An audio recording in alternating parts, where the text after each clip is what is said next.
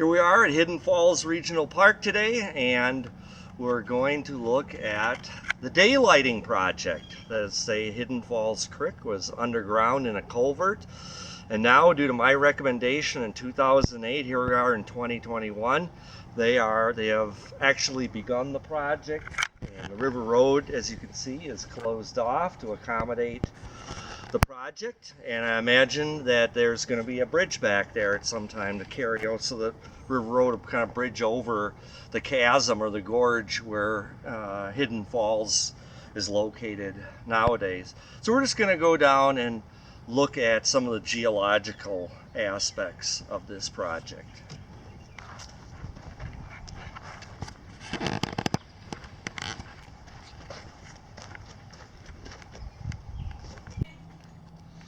Now here we are at Hidden Falls Regional Park.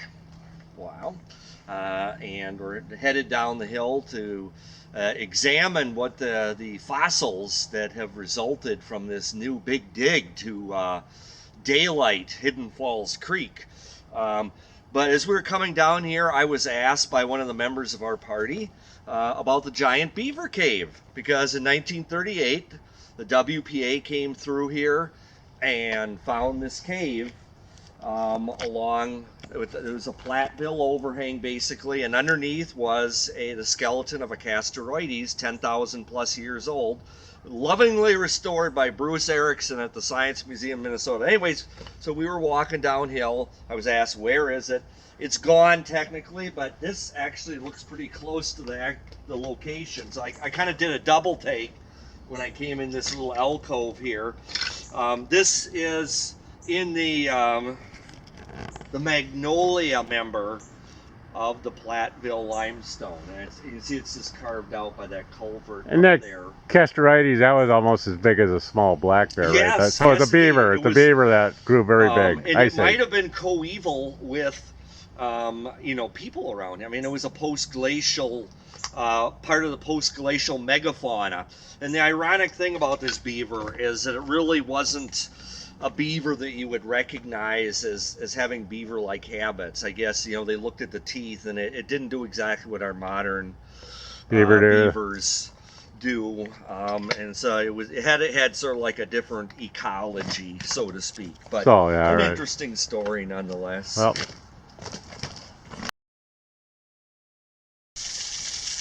Okay, here we are at Hidden Falls. It's right behind me. And the water that comes over the lip here, the ledge at Hidden Falls, that's known as Hidden Falls Creek. And it originates in some springs about a mile away, that away, toward, flows across the Ford site. In 2008, I was the consultant who recommended that the water, which now this creek has been daylighted, as we're going to see, but it was coming out of a storm drain up there. So in 2008, I recommended that it be daylighted, and voila, now they are at work on it. This is an interesting Platteville section, though. The University of Minnesota Geology Department will come and have their picnics, their annual fall picnic out here for the grad students and so on. They come up to the falls. You can see at least 3 members of the Platteville limestone at this location. Now down below in the underhang there of the falls, below the ledge kind of, that is the Mifflin member. That's the crinkly bedded one. Okay. And then above, up there, sort of on the banks of Hidden Falls Creek, we have the Magnolia member. Okay, very, very different kinds of fossils coming out of there. And then right in the middle here, we have the Hidden Falls member, and this was the brainchild of the great Bob Sloan the Bone, and he, definitively named the Hidden Falls member for this exact locality. So what we're going to do ultimately here is go up there, and the excavator has just broken up the outcrop. It's fresh outcrop now, it's days old. And there should be a lot of fossils up there for us to look at.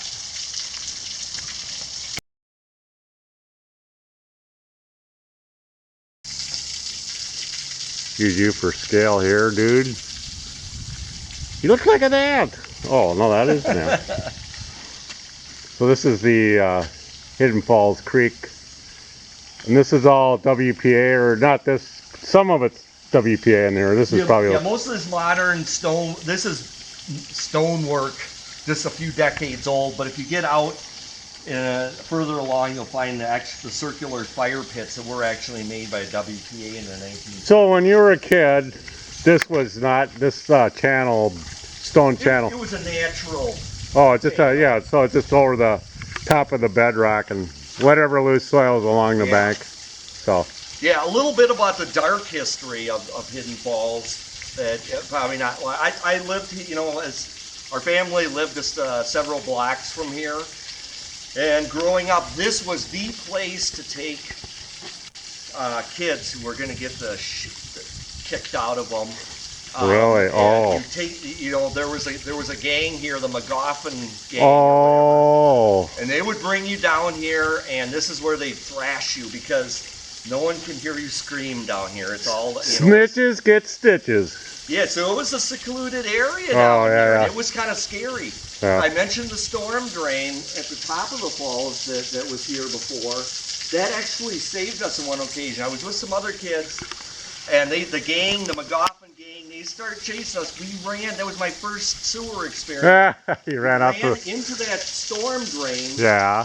And we found a manhole and came out in the woods back there and escaped them. Oh, so that's maybe where I got a positive idea safety. About, you know, drain exploring and that kind of thing was very positive. It saved your, potentially saved your life. Saved our hide. Yes. Definitely on that occasion. Wow, that's some interesting history. So this has not always been a nice kind of, what would yuppie area? No, this is overly engineered. You know, one of the things I'm hoping for with the daylighting project here is a little bit more transparency. Hidden Falls was just that. It was hidden. I think they're going to run a bridge over here. There were, how can I put it? I have witnessed acts of lewdness down here over the years, and that's because it's so secluded. I think when they're opening it up here, you're going to get more traffic, more people coming through, and I think that's going to cut down on that kind of lewd behavior. Let's go deeper in the woods. Went on down. Yep, it'll just drive it off into the woods. But, you know. And if you saw Bigfoot, it might have not been Bigfoot. Oh my gosh, look at these. Those are some serious pipes. Yeah, I think these are overflows for, if it really rains hard, they can send it down this way instead of through the construction site. So it's a very cool site.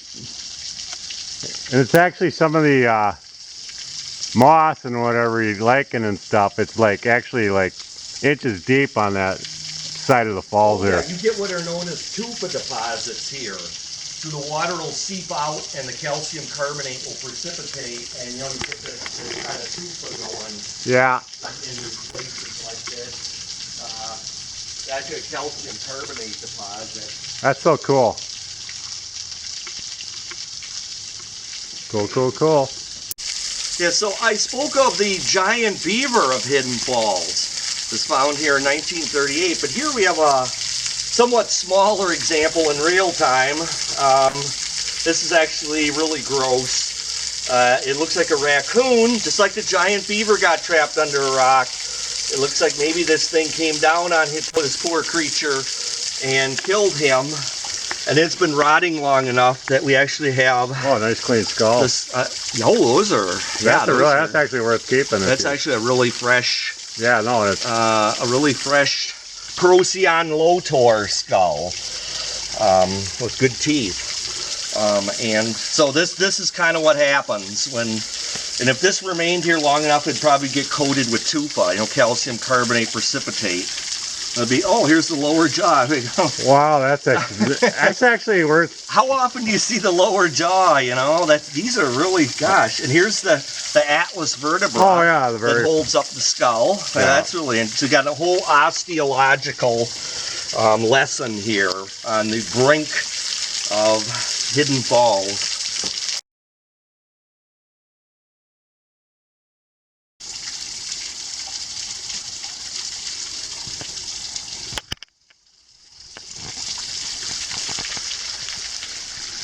swallowtail, tiger swallowtail, I believe, down by the base of the falls here. Here we are standing in front of a Platteville outcrop in the Hidden Falls Glen again. And I just want to point out the tufa deposits. I mean, these are, again, a tufa is just a porous calcium carbonate precipitate from groundwater. And you don't find it all over, you only find it one particular stratum or layer. So if you look over here, we can easily trace where the active water is coming out. So what I'm trying to say here is that tufa is characteristic of the Hidden Falls member of the Platteville limestone. It basically functions as an aquitard within the Platteville. And so any water, what that means is any water descending through the Platteville is going to hit this layer and then be shed in a lateral direction. And that indeed is why Hidden Falls is where it is, as the great Professor Sloan pointed out many years ago, because it stops the water from moving down, then it has to come out. So because of that, we get the waterfall and we get these nice tufa deposits, which when they dry out, they become chalky in appearance, you know, and you can see in some places stalactites and stalagmites and almost like cave formations. Yeah, there's actually some really interesting formations like deeper in. There's little like almost mushrooms of it. Yeah, that's a good, that's like spongiform. Yeah, spongiform.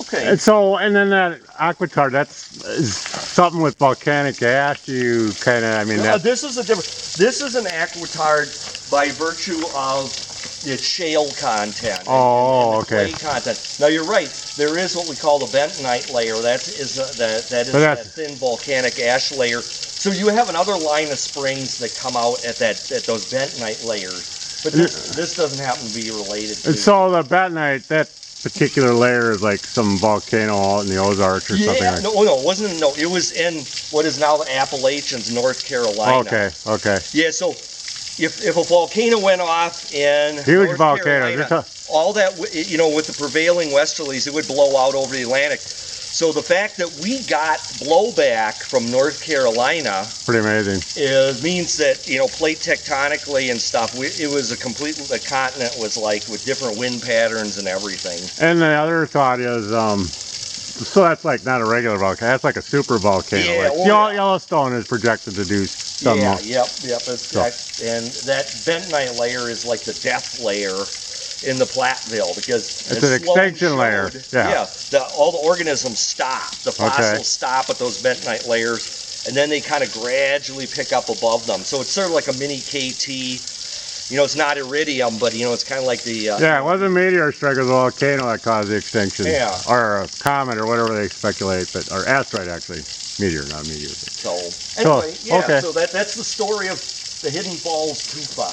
Cool. Well, thank you for the tour, Professor Greg Breck. You're welcome. So this is going back to natural, but they're actually cutting into the bedrock a little bit. That's a new thing. See, because the original stream did not have this gradient. I mean, because it was flowing on top. They're digging into fresh rock, so they're digging that gradient deeper than its natural gradient. Okay.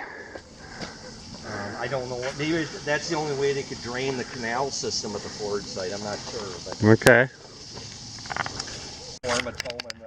All right, so we're looking for shell molds, and this is the magnolia, a member of the Platteville. One of the upper. Yeah, it's. Is there any members higher than that? It is, this? because you can tell, because the you know, that breakage pattern there is. That's very characteristic of this math, you know, because the Mifflin is all crinkly. It's all that crinkly stuff. Okay, so the Mifflin's the next one down. Yeah, I don't think we're gonna see that here. No, but anyways, this is cool. Let's explore this.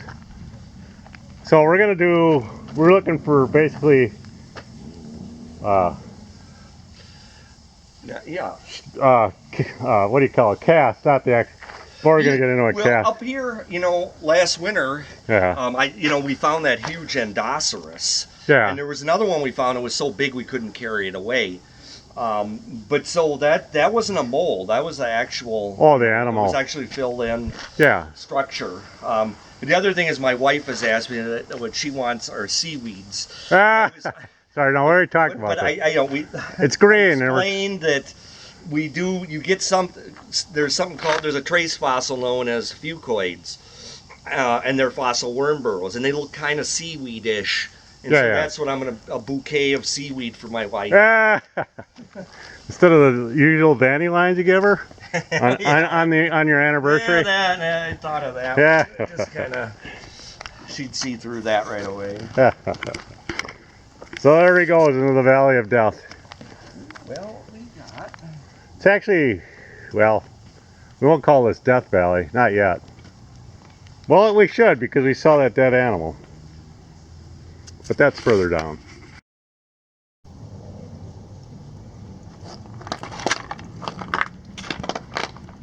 So we've been tracing the channel of Hidden Falls Creek, and here's our next stop right here. I have the reveal.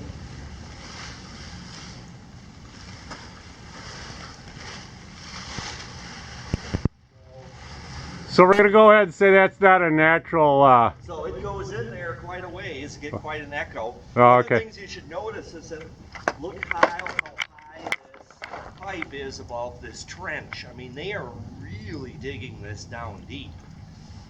You know, and it's not the natural grade of The original creek, yeah, the original. 70 years ago, 50 years ago, 40 years ago. So again, the water that's coming out of here doesn't look all that significant, but it does come from springs on top of the Decorah Shale, you know, about a mile from here up in that direction, more near Highland Village.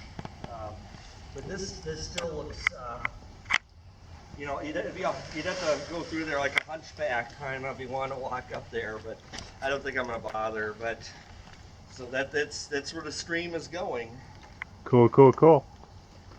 Lots of exposed rock, so there's lots of bracts in here, but I guess bracts are, I'm kind of used to bracts, so brachiopods for fossils. Anything outside of a bract is usually going to be a little more interesting for me, but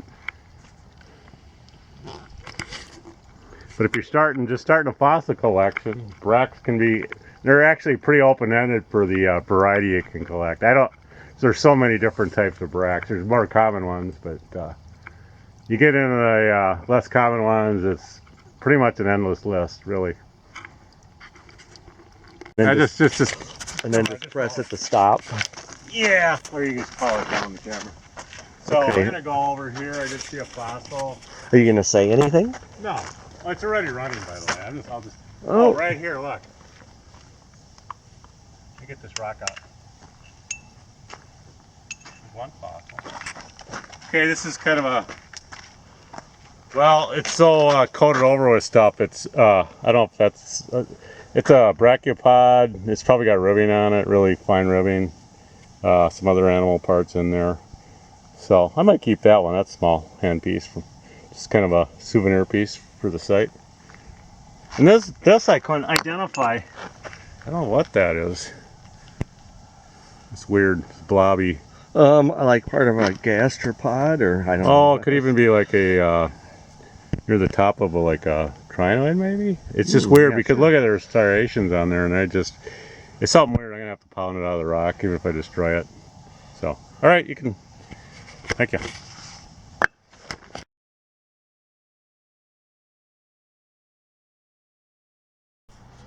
Well, Hidden Falls Regional Park was developed in the 1930s by the Works Project Administrator, WPA, and they're the ones who built these stone fire pits down here, which, in my opinion, are the only genuine relic of WPA work down here. Is relative to the canal over here. This canal, that's all bogus. That's all recent engineering from And the it- last few decades. Yeah, so when you were a kid, this was not here. No, not at all. And that, what, 40 years ago, was not here? Oh, we won't say it.